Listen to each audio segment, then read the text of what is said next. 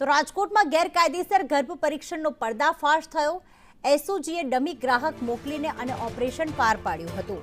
હોમકર નર્સિંગના નામે ગર્ભ પરીક્ષણનો પર્દાફાશ થયો છે। સીતાજી ટાઉનશીપમાં ચાલતો ગર્ભ પરીક્ષણનો ધંધો જે ચાલતો હતો તેનો પર્દાફાશ થયો છે। એસઓજીએ એક ડમી ગ્રાહક મોકલીને આ સમગ્ર હકીકત જે સમગ્ર કૌભાંડ આચરવામાં આવતું હતું, ગેરકાયદેસર રીતે પ્રવૃત્તિ કરવામાં આવતી હતી તેનો પર્દાફાશ થયો છે। 12 પાસ મહિલા 16,000માં ગર્ભ પરીક્ષણ કરતી હતી।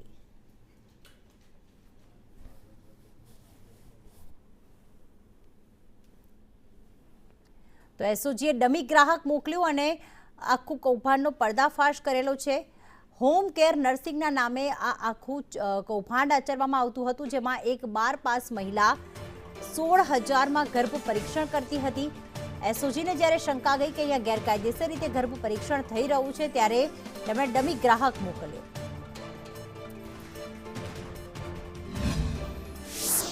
ગર્ભ પરીક્ષણ કરતી સરોજ ડોડિયા નામની મહિલાને ઝડપી લેવામાં આવી છે। આપ જે પ્રકારે દ્રશ્યો જોઈ રહ્યા છો તે સીતાજી ટાઉનશીપના છે કે જ્યાં ચોથા માળે આવેલા 404 નંબરના ફ્લેટની અંદર સરોજ ડોડિયા જે છે તેમના દ્વારા ગર્ભ પરીક્ષણ કરવામાં આવતું હતું। એસઓજી દ્વારા ડમી ગ્રાહક ઊભા કરી અને કોન્સ્ટેબલને અહીંયા મોકલવામાં આવ્યા હતા અને ત્યારબાદ જે ગર્ભ પરીક્ષણ કરી રહેલી મહિલા જે સરોજ ડોડિયા જે છે તેમને રંગે હાથે એસઓજી દ્વારા ઝડપી પાડવામાં આવી હતી। સમગ્ર મામલે તાલુકા પોલીસ સ્ટેશનની અંદર ફરિયાદ પણ નોંધી લેવામાં આવી છે અને સરોજ ડોડિયા નામની જે મહિલા છે તેમની ધરપકડ કરી લેવામાં આવી છે। આપ જે પ્રકારે દ્રશ્યો જોઈ રહ્યા છો તે સીતાજી ટાઉનશીપના છે। ઉલ્લેખનીય છે કે 2021ની અંદર પણ આ મહિલા જે છે તે ગર્ભ પરીક્ષણ કરતી હોવાનું સામે આવ્યું હતું અને ત્યારે પણ તેમની સામે કાયદેસરની કાર્યવાહી જે છે તે હાથ ધરવામાં આવી હતી। સરોજ ડોડિયા જે છે તે ધોરણ 12 પાસ છે અને 12 પાસ કરીને તેમના દ્વારા નર્સિંગનો કોર્સ કરવામાં આવ્યો હતો અને હોમ કેર નર્સિંગ હોમ કેરના નામે અહીંયા આ ફ્લેટ ભાડે રાખવામાં આવ્યો હતો અને ત્યારબાદ